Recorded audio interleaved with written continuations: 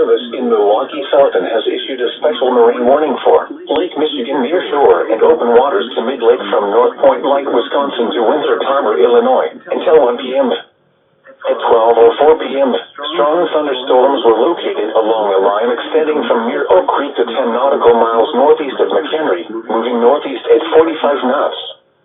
Hazard, wind gusts to 40 knots. Source, radar. Impact, small craft could be damaged and briefly higher winds and suddenly higher waves. Strong thunderstorms will remain over mainly open waters.